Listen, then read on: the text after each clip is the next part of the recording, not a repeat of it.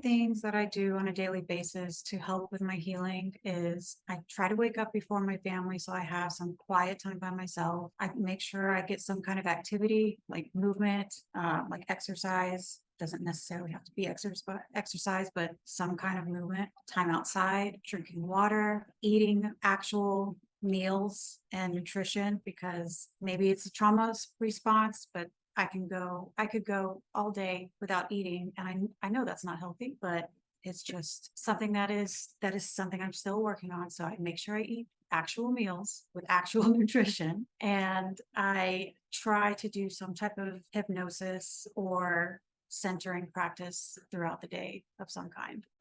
So two of my daily practices, one is waking up before my family gets up and before I go to work.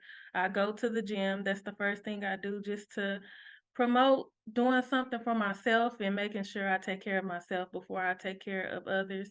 And then another thing I do, I still journal. It's probably been about 5 years and I still journal.